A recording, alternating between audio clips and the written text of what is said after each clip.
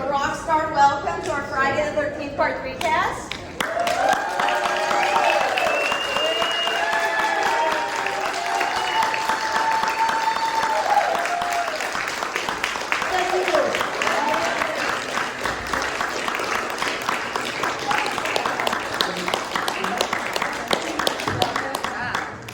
I'm coming to Phoenix again. Yeah, you guys are great. This is amazing. Welcome to Days of the Dead Phoenix. First time we've done Phoenix, pretty exciting. Yes. Yes. Sure is. Is everybody here from Phoenix? Locals, kind of? Pretty much? No. No, where are you from? Further south. Okay. Everybody from America somewhere? Yes. Or Earth? We have a couple of first-time convention goers over there. Yeah, you can see the shocked look in their eyes. What did I do? So many average-looking people. Except for those three in the back. Oh my God, that's a great shot. It's a great shot. That's a bit intimidating. Wait, don't move, you guys. Yeah, I actually want to take that. I mean, that's insane. Get a little closer. Go together. Get a little closer together. Hey, Roy, go closer. There. There we go. Oh my God. I love it. That's awesome. That's amazing. Yeah. I took a picture, so if you kill me, I have you guys on film. Okay, so first things first, I wanted to ask you guys an individual question about other things that you have done. And then we'll turn it out to the audience and let them have it, okay? Sounds good to me. All right, so I'm out of order here. Tracy. That's me. I'm gonna go handle him in a minute. But Legend of Lizzie Borden. That was really Oh my interesting. goodness, with Elizabeth Montgomery. Took an axe and gave her mother 40 whacks. You guys know that? Legend of Lizzie. So I was on Little House on the Prairie at the time. I was Christy Kennedy, and I was on the show for 2 years. And we just celebrated the 50th anniversary of Little House on the Prairie. And I was back on the set in Simi Valley for the first time in 50 years. I'm kind of digressing from your question. But I have to tell this one story. It's fine. I had screen tested for the lead for Laura Ingalls for that role. And my mom had told me, I was probably 9 or 8, that it was just between me and Melissa Gilbert, who went on to play Laura Ingalls for 10 years. And I'm like, my mom exaggerates. There had to have been like 6 or 8 other girls up for the role, and I didn't get it, but they cast me as Christy Kennedy, and that was great. So I'm at this 50th anniversary, and Melissa Gilbert came up to me and said, Tracy, I hadn't seen her in decades. I have the call sheet from the original screen test. Wow, that's a cool keepsake. And it was just you and me. And I was like, really? So my mom wasn't lying. This is true. And I looked at her and I said, can you imagine? Now, I went off to be a journalist for 30 years. I'm a college professor. I wouldn't have changed anything in my life. And plus, you didn't make a lot of money as a child actor then, so it's not like it set her up for life. I looked at her and I said, can you imagine how different my life would have been if I had gotten that role? And she looked at me and said, can you imagine how different, my life would have been, Melissa Gilbert, if it had been me instead of her? So just very, very crazy. But I was on that show for 2 years, and I got cast to play young Lizzie in Lizzie Borden with Elizabeth Montgomery from Bewitched, who played Lizzie. And because I was on Little House, they wanted me to have red hair because of Elizabeth Montgomery's hair is sort of awkward. But I couldn't dye my hair because I was under contract with Little House. So they put a red wig on me, and it didn't look very good. It didn't look very good. But that was kind of creepy. There was a scene with with my father, who was an undertaker, and there had to be a dead body. And I don't know what it is about me and blood, but I got blood. I mean, I've been on to do other films with getting blood all over me. I had to touch this. My father had me in the film, in the scene, touch the dead body, and I pull back, and the blood squirts all over me, and I scream. Anyway, that was an interesting movie. It was only maybe a 3-day shoot. We have a question. But it was a fun one to be on. Anyway, so there you go. That's awesome. Okay, David. Well, aside from my career in porn, I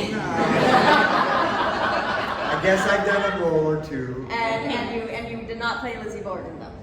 I did. That's what I'm known for. The Lizzie Borden of porn. So not only for being So the whole idea of 40 wax.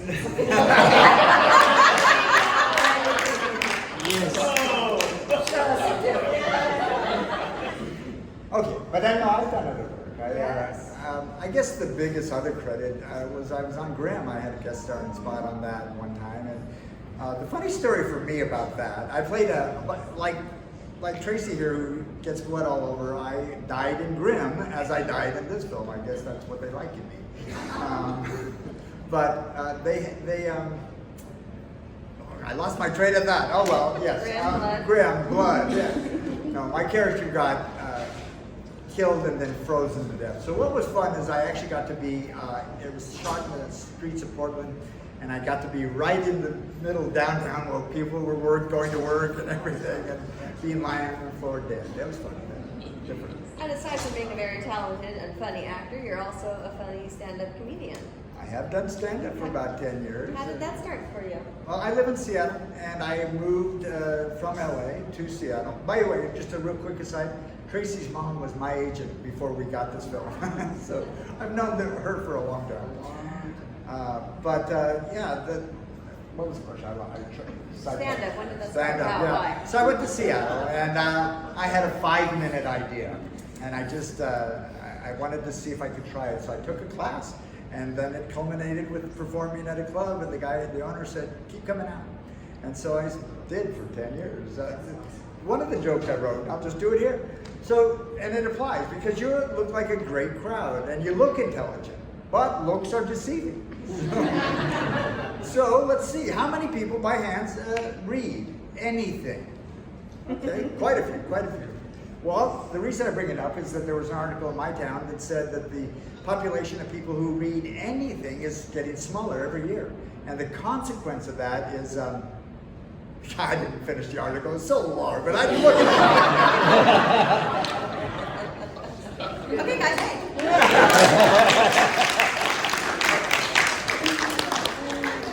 Paul, first of all, thank you guys both for being here. This is very exciting. So happy to have you, right? This is the first. You guys, this is very Special to us. It is. Yeah. Special to us too, because we know that we don't get to see you guys. Yeah. So it's very thrilling to have you here with us.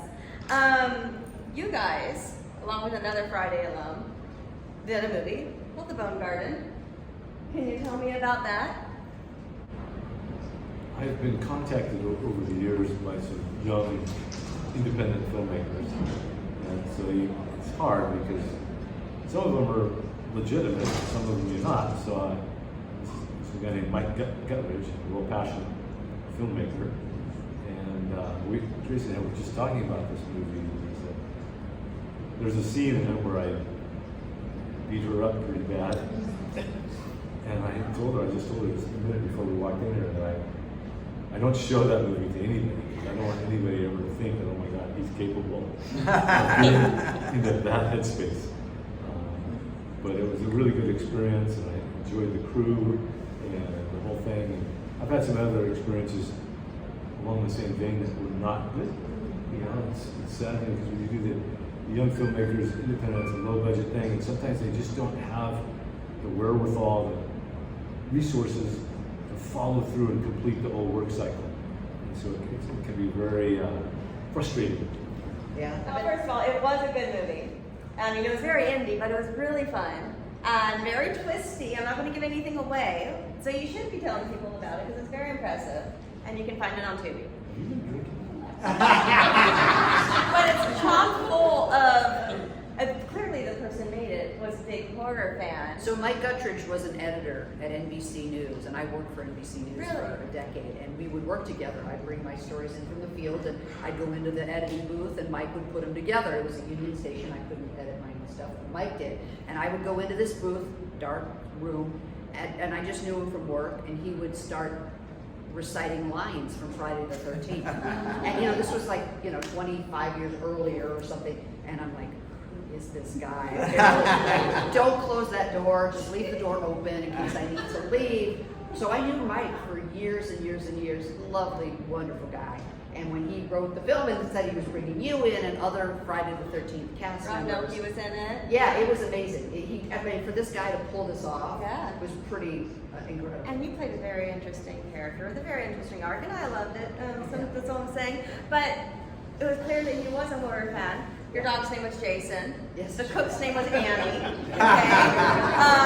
And there was a few Myers, Halloween 2 references in there as well. So watch it. There's Easter eggs all over. It's so fun.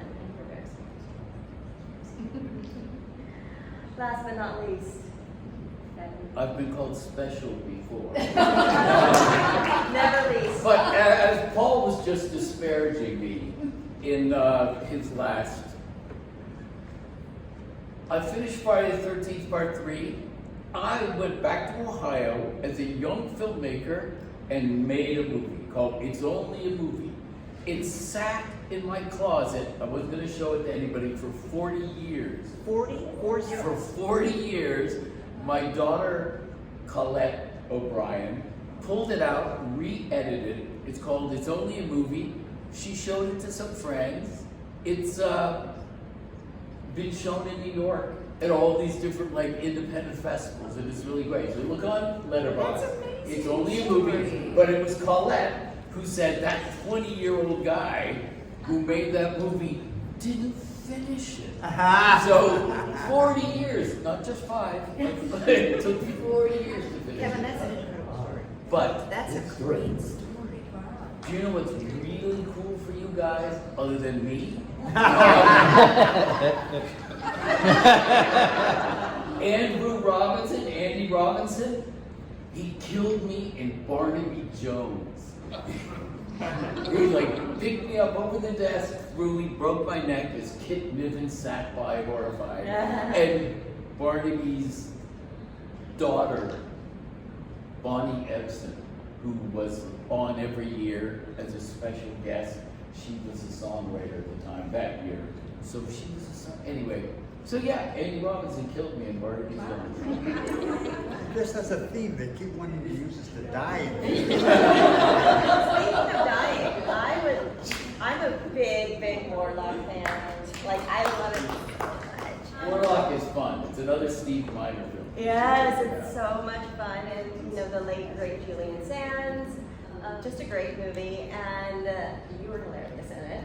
You were one of my favorites. Tell me about your experiences on working on it. John Fury was a friend of mine, and then John did Part 2, and actually, they didn't know whether Friday 3 was going to be another Friday movie or if they were going to do the Halloween thing, just a whole different story.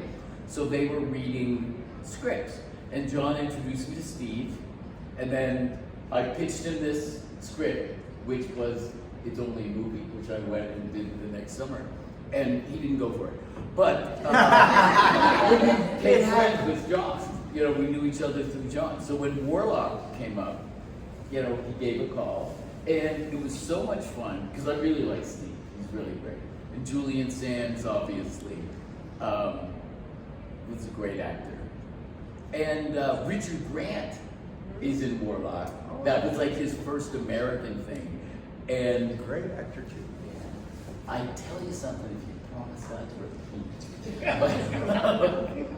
We sat at this party, Richard Grant and I, anyway. Warlock was a lot of fun. Great. He remembered his daughters in the audience.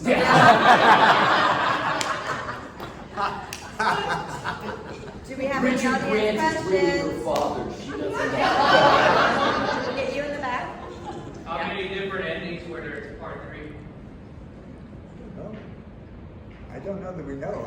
Maybe there. There was supposed to be, Larry Zerner is who played Yeah. Shelley, has more knowledge about the movie and the franchise of anyone. Encyclopedia. Yeah, he's the mayor of Part 3. But if he were here today, he would be able to answer that question. I think there were 2 endings, right? I mean, But if you all come up to Indianapolis in 8 days, Larry will be there. We can get this answered. yeah. As far as I know, there were 3 endings to the There you movie. go. Okay. The first one was when Loco gets the pitchfork. The second one is when he's thrown off the barn onto Ali. And the third ending is when he's dropped from the tree by a rope. Those are the three endings. For me, anyway. Oh, maybe, there are other people in film. Whose idea was it of the mask? Well, that was in the script, but what's really amazing about that is that this prop became famous not just in Friday the 13th series, but as a prop for all iconic prop in horror. You see that, you know what it's about, whether it has Jason or not. So that's pretty crazy, I think. Who was it today, this weekend, someone mentioned that they heard that you heard the story behind the mask? Yeah, that it was needed because, was it for the 3D? It was easier to shoot him with a mask on. Oh, well, it was faster than doing all the makeup and all of that. It would just throw a mask instead of having to do, the cover up his hair and his head and put the whole bald wig thing on him. And so the mask was just faster, quicker. I think it was also just a happy, one of those kind of serendipitous events that just became iconic. Yeah. I mean, nobody said, "Oh, this is going to be a."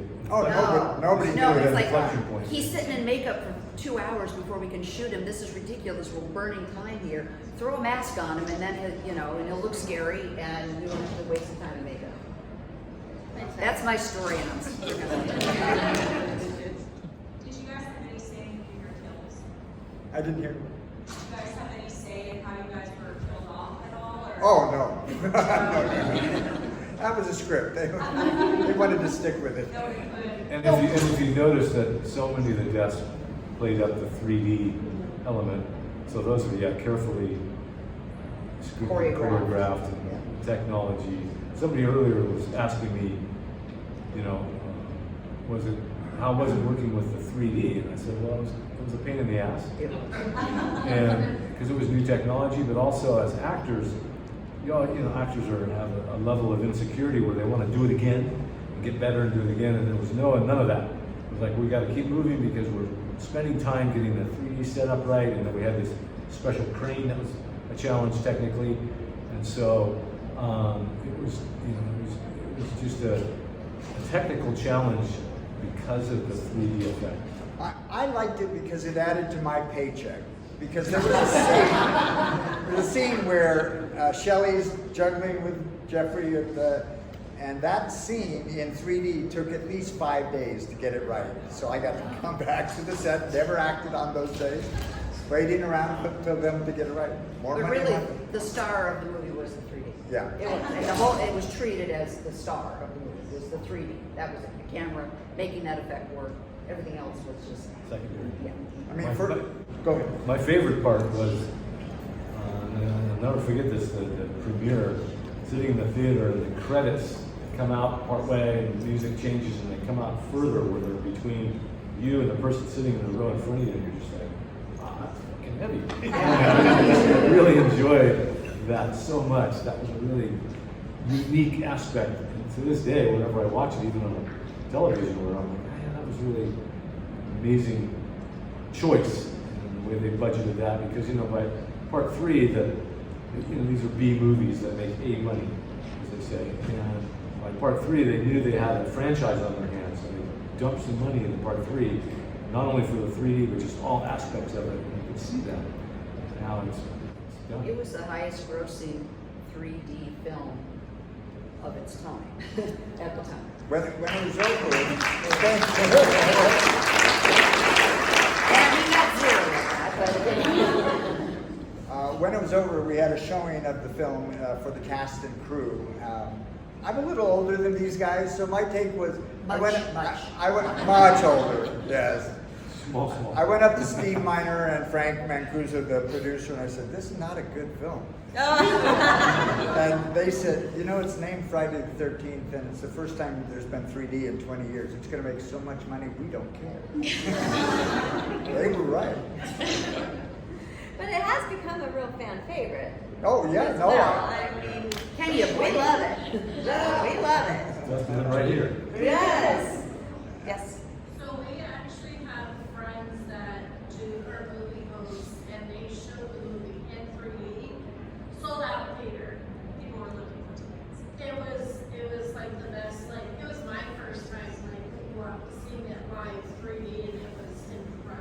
They do it at certain theaters, and if you ever get a chance, it's a different movie in 3D. It just is. Don't miss that opportunity. Or be sensible and miss that opportunity. Jason was raising his axe. Did he have a question? Raising his ass. No, are you? No, he's just waving up, just threatening us. Okay, I'm just making sure. I don't want to ignore that one. Okay. You know, He does. This is Jason. Roy has a question. If you could alternate any of the endings in the movie script, what ending would you change? I'm sorry. Would you ever alternate any of the endings that you've been in the movies? Well, we all would change it so that we survived and went on to do the next 6. Sequel and the sequel after that. Yeah, that makes perfect sense to me. I see this Friday the 13th being a movie about a stoner. That's it. That's the story of the audience.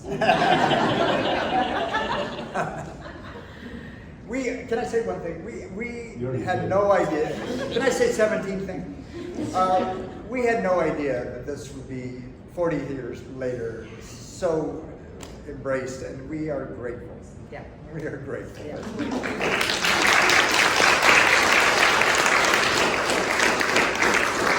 I know we gotta have more out there. Come on, don't be shy. Yes. You guys seem to be very knowledgeable about indie horror as well, and as big franchises. And I was wondering if there's like some little gem movie that we should look out for that you guys love that maybe the general public hasn't seen, something you sought out in the genre that's really cool, or a director to look out for. We learned from you guys. I learned everything from you guys. I can recommend a gem. It is not new, but if you've never seen Audrey Hepburn in Waiting Till Dark, that'll scare the hell out of you. Good movie. It's funny you say that because I was telling someone earlier that when I went in to read for this part for Friday the 13th, kind of shortened it, but I came in and Frank Mancuso Jr. and Steve Miner, the director, were there. And they told me the day before, said, when you come in, this guy's, he's not a city guy, he's a country guy. Maybe like a carpenter or something, so don't come dressed in nice clothes. Just kind of try and do your best. So I came the next day and I was wearing jeans, work boots, had a parka on, and carried in a big 2x4. And I had a power saw with me, and I walk in. And yeah, and they just went, wow, this is so cool. So anyway, I read for them, and everything was going really cool. And then they said to me, Frank Mancuso Jr. says, he goes, so, because at this point the movie title was being kept kind of hush-hush. It was called Crystal Japan was the working title for this film. We didn't know immediately that we were going to be on a Friday the 13th movie. I have the original script that still says Crystal Japan. Yeah. Anyway, let me complete this thread. Yeah. So Frank Mancuso Jr. says to me, he goes, so this is Friday the 13th. What do you think of, Friday the 13th Part 1 or 2? And I said, you know what? I don't like these kind of movies. They're not my kind of movie. I don't follow them. I don't watch them. And they look at each other. Fuck. That's their life. But honestly, I think they appreciated that I was being honest. Yeah, I really. wasn't trying to kiss up to them and say, oh yeah, this is my. So to answer your question, I've never seen any other horror film. I know that's shocking to you guys, but it's the truth. They're going to want their money back. I might be enamored. Did you watch The Bone Garden? I did once. And you scared yourself? Well, yeah, my character was really evil. Yeah, he was. He was brilliant. Brilliantly evil. Steve mentioned as far as like Friday the 13th being known for what it's known for, it's iconic, and also, but you also mentioned that during that time that it was filming, it was a pain in the ass as well. So did it ever leave room to actually have that fear, to be scared during that making of what it's known for? No. Are you saying While you're shooting it, you know what I were mean? we scared? You're right. Yeah, During that her movie, question there was, ever room were for that? we scared when we shot this film in any of the scenes? And no. Every death scene, I mean, I know mine, and I'm sure yours took a full day to shoot. Yeah. And maybe we're shooting overnight shoots. You're coming in at 6 or 7 in the evening, 3 or 4 in the morning, and you still haven't even gotten the money shot. And And it was all day to shoot. Okay. I had a very creepy experience because for my, the squeezing the head and the eye coming out, they had to make an upper body mold. And so I did that like 2 months before filming. That was the whole experience of that. But during, like you said, when we were shooting and it was nighttime, and 3 in the morning they wheel this thing out on the platform, and it's a replica of me that exactly looks like me. 3 in the morning around the mountains, all you can hear is the sound of the insects, and it's just like, this is really bizarre to see, because nobody's ever seen something that's you, like a model of yourself. It's very uncanny, so that was kind of a creepy moment for me. Creepy, but maybe romantic. Well, romantic. They made a replica of my chest from my waist up to my neck. And it was a foam rubber replica of my torso for my death scene. And they made 2 copies of them, and I got one, and I super glued lace around the edges of it and sent it to my then fiance. Because he lived in Michigan and I lived in Los Angeles, and it was a pillow with my full. Oh, that is romantic. Now it's available on eBay. $1.5 million. I didn't marry, I broke up with him 6 weeks before the wedding, so I think the torso ended up probably in the trash. I think she said, if you can't love my plastic torso like me, I don't want anything to do with it. He mentioned not, seeing himself and how odd this is. I don't know if you're Cronenberg fans, but Indy, his son Brandon made a movie called Infinity Pool, if you've ever seen that, which has this I like ideas. That's this really interesting idea of actually replicating yourself and seeing yourself as a double in the infinity pool. Anyway, his recommendation. Go ahead. Yes. With it being such a important, timeless movie that generations watches, it's been out, is there any crazy stories you've had just in your regular life where you said the editor would say the quotes or this or that, where you're out in your regular day life, just 15 years after the movie came out and somebody obviously recognizes you and says stuff? I have a story for that. Okay. Go. I was a journalist with NBC, broadcast journalist, and I was covering the O.J. Simpson trial. And I got subpoenaed by the defense team to testify in the trial. And because I've been breaking news stories about the evidence, and the defense team wanted me to get on the witness stand and reveal who my confidential sources were. And of course I wasn't going to do that. You have the shield law protection. Reporters have the right to keep their sources confidential. So this was in 1994, the movie, 1995. The movie was shot in 1982. Sure.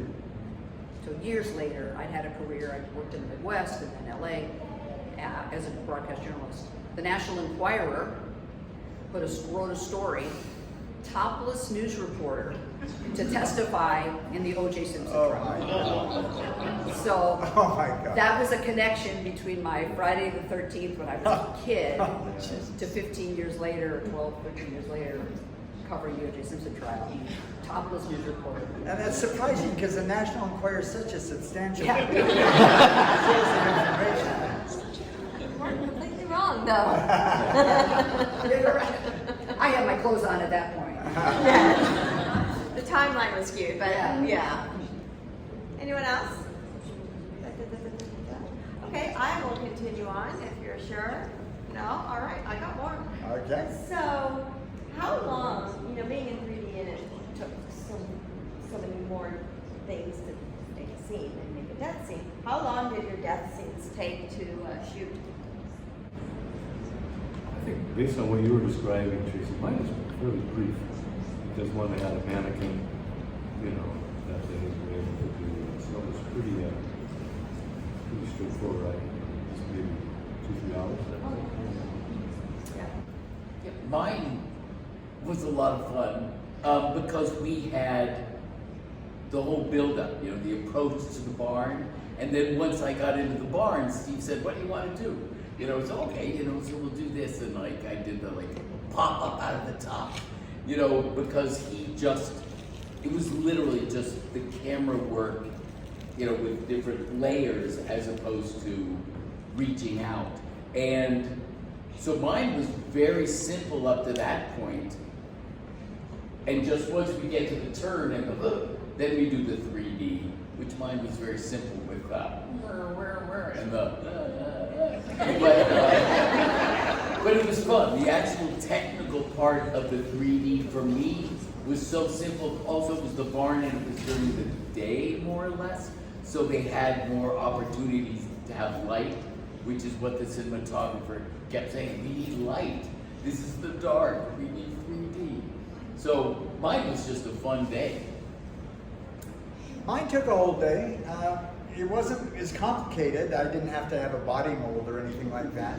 I am surprised though, because at the end of my scene, I go thrown into a fuse box, and my character gets burned, killed. But they melted my glasses. They burnt this. My face had flailed skin on it, and they never showed it in the final show. Can't even say it. The final film, they didn't end up there, and I thought, it's not like they avoided showing gore. I didn't quite get it, but it was real fun, and it took a long time because even though it was a simple death, being thrown into a fuse box, I had to jump off the springboard, so I had to really make it look right. And they did have a stunt coordinator that worked with me for about 4 hours on what was a pretty simple stunt. Yeah. But they wanted to make sure. And here's the funny part of that scene, and I told some of you, but not all. They tell me, we're going to tape the fuse box with tape, and you just put your hand here. You should not be cut by it. It'll be okay. You should. And you should. And also when you do that, then turn away, and the fuses will go in the other direction. You won't be in any jeopardy. Then they said, everyone else, 30 feet away! And everything worked out okay? No, I was burnt to death. And yet, here we are. I believe in reincarnation. There we go. Well, the biggest thing was the makeup and getting that prosthetic attached to my neck so that you didn't see the seam. And I sat from the torso down, was under the hammock. There was a hole in the hammock. So this was under, and then the fake part laid on top of the hammock, and it was attached to my shoulders. So my arms were out, my legs were under. That's weird. Yeah, and it took, hours in the makeup chair. That was the biggest thing, to get it done. And then they had to, run through it so that they only had 2 of these prosthetic chests, and once the reason why they needed to make this fake one is they wanted to be able to poke the knife up through the fake rubber neck. So there had to be some play between my chest, my real chest. Kevin Bacon style. Yeah. And anyway, so it was hours in the makeup chair, and then hours of lighting, and then run through, because if they blew it, and if the knife poked through and it didn't bleed, or if it got stuck and didn't poke through, or whatever, and they destroyed basically the only 1 of 2 copies, then they were in trouble. So it was a long day. Only one day. Yeah, probably. How long does it take to get a cast like that? I don't know. That special effects guy just kept going. I am such a happy man. I was there for like 4 hours. No. It was quick. Like a mold. They just poured the stuff. They poured the plaster on you and then let it dry, and then from the concave the mold, they poured the rubber in there and made the rubber. So it was quick. Anyone else at the moment? Yeah. This is kind of a funny question, but you guys were in the van heading. Louder. When you guys were in the van, heading to the house, what did you guys actually have to eat on the way? Oh, what did we eat? Yeah, because the cops were. Yeah, no, You I guys know were the trying scene. to- They used barley, which is really disgusting. Not good. The first time I had to smoke a joint in the film, it was made out of tobacco. I'm not a cigarette smoker. I can't do that. And cigarette smoking is disgusting. Pot smoking.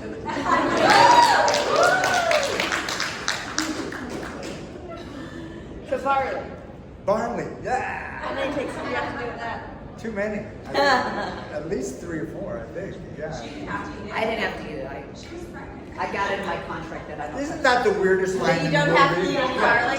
The weirdest line in the movie, I can't, we're pregnant. Never mentioned again in the film that she's pregnant. But it was funny because you wanted a beer, but then you decided not to have a beer. Ever the responsible whore. I love that in my horse. Anyone else at the moment? No, not yet. Okay. Let's talk about the premiere. Did you guys attend the premiere?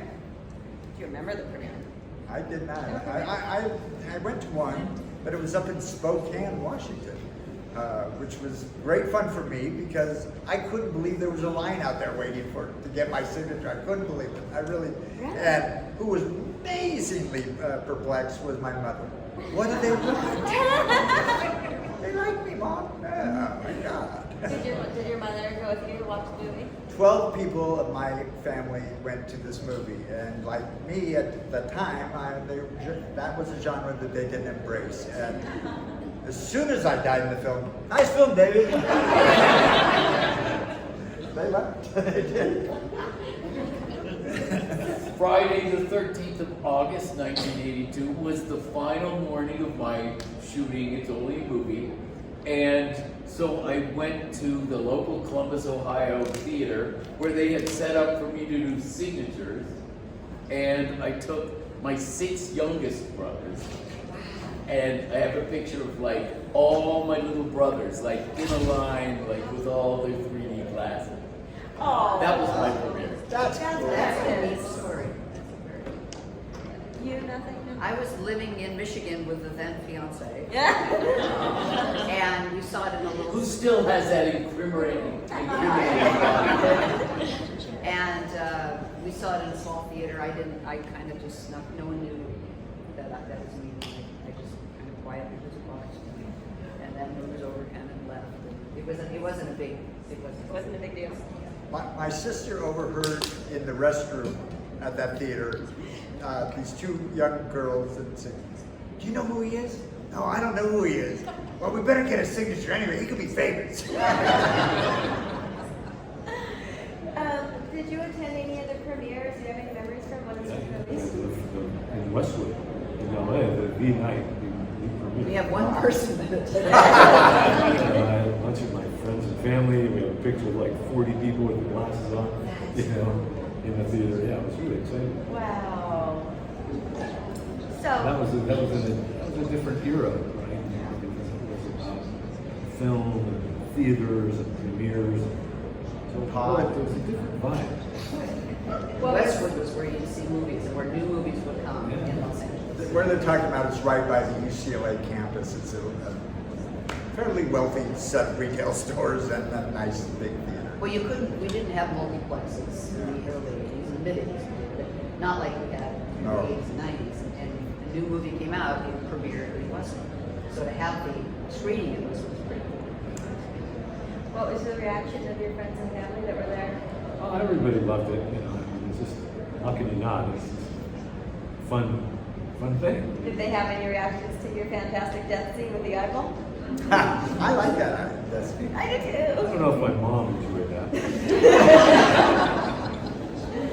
Now, did I read online? Now, this is something I think I read a long time ago.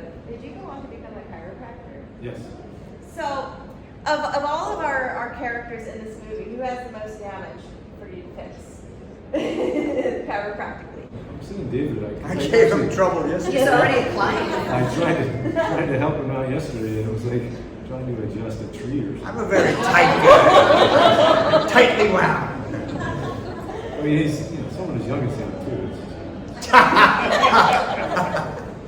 That was false praise, I think. the other thing that I don't know, some people don't know, is I live in the South Pacific. I live on a small island halfway between Fiji and Australia. It's called Vanuatu. I don't get these often, so I made a trip through They don't have comms in Vanuatu. What would you be doing today, this weekend, on your island if you were not here, if you were home? What's your regular, I mean, he's on an island with a view of the ocean. He wakes up every morning. What would you be doing today? Well, if the weather and everything, the tide is right, maybe go snorkeling or diving or surfing. Yeah. I still surf. Yeah. So,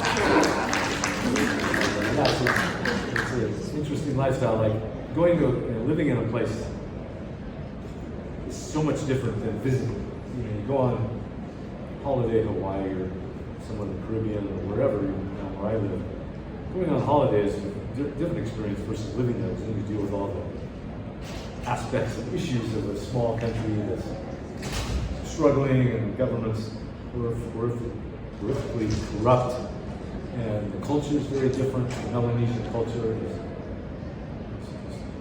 they have hearts of gold, but they're just, it's crazy. And you go on there, it's an interesting experience. I think it's really good too because I encourage everybody, if you ever have a desire, to just go for it. Because America is a different experience, and we tend to have this very isolated perspective on the world. When you get out and you meet all these people, like where I live, there's a lot of NGOs, non-governmental organizations like UNICEF, Red Cross, and blah, blah, blah. There's many of them. And so you get these people that have been all over the world. They've worked everywhere in the world, Africa, very interesting people that have a whole different perspective on life. And we tend, as Americans, we have a very ethnocentric perspective on the world. So it's really fascinating to be in it. And then also right now with China trying to do the world domination thing, Vanuatu is kind of a ground zero for that in that region. And it's just crazy to see it in real time happening. Anyway.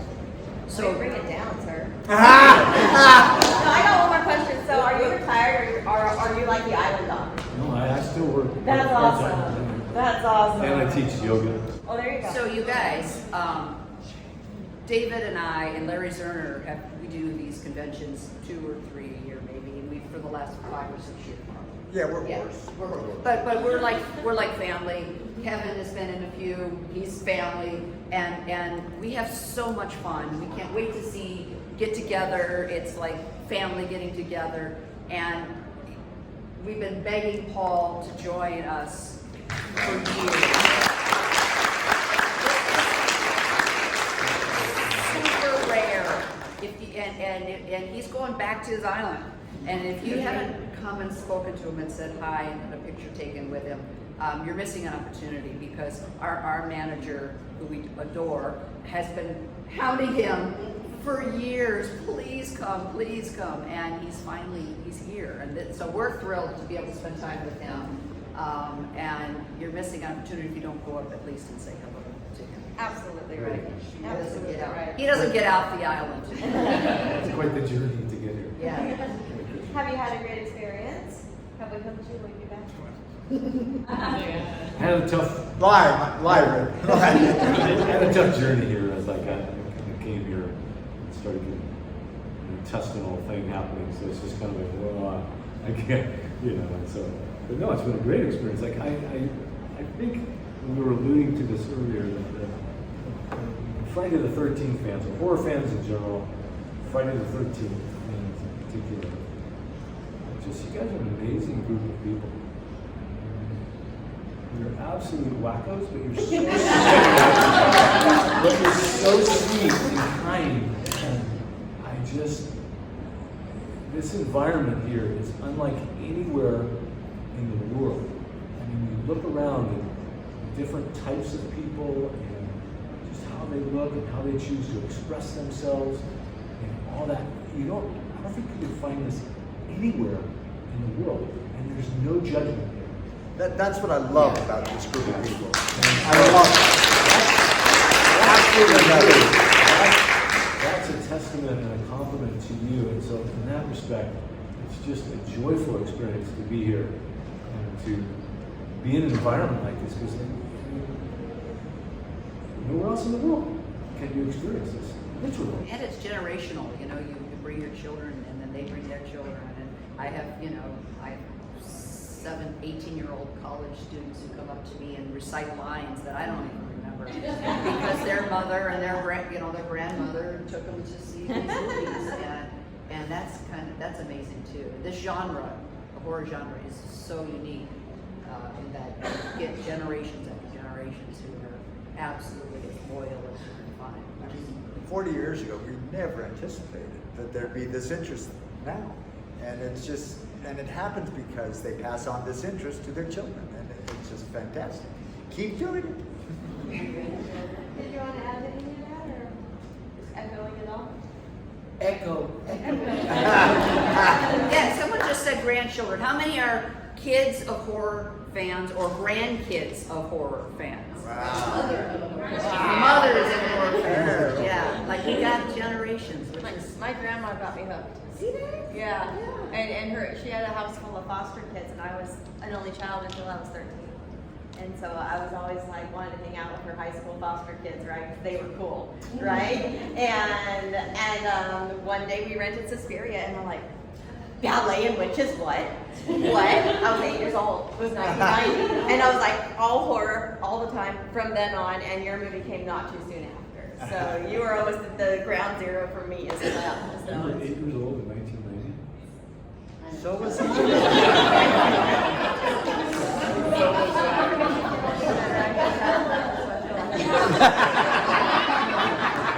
Love it. And for you The camera didn't people get that. who are bad enough to bring your grandchildren, I actually was at one point a grandchild, and we read stories. Maybe not, David didn't read to the end of the story, but they're the same stories. There was the boogeyman. Yeah. You know, this really just kind of echoes the same things that I grew up with the really dark, grim fairy tales, or Shock-Headed Peter, or all the horrible stories. It really is just kind of waving out from that. A little more graphic. I don't know. Good fairy tales there. Oh, yeah, Hansel and Gretel. Oh. You know, how many cannibal stories did we have as a kid? Hansel and Gretel, right? Well, then they cut the heart out of Snow White. You know, Bob put it in a box. Right. Like, my God. that was the gateway horror right there, right? Yeah. Yeah. And the 3 Billy Goats Gruff and the pitchfork. Wait, is there a pitchfork in that story? Anyway. It's a problem now. Yeah. Well, guys, please give it up for everyone, especially you.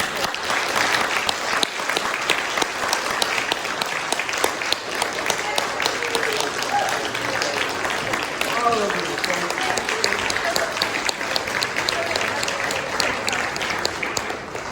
Let's all go to the front and take a photo. Okay. Sure. Taking the shortcut. Get the free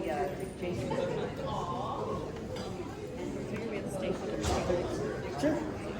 Come on down, everyone.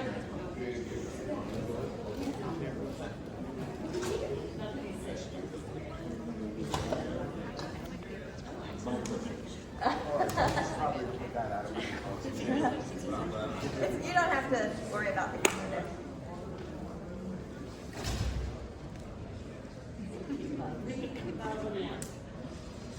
Get one from higher up so we have one with one chin. One chin. There we go. That's it. I had the MySpace angles on here. Thank you guys again so much. Thank you guys.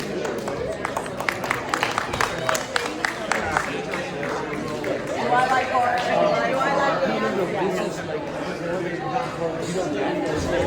No.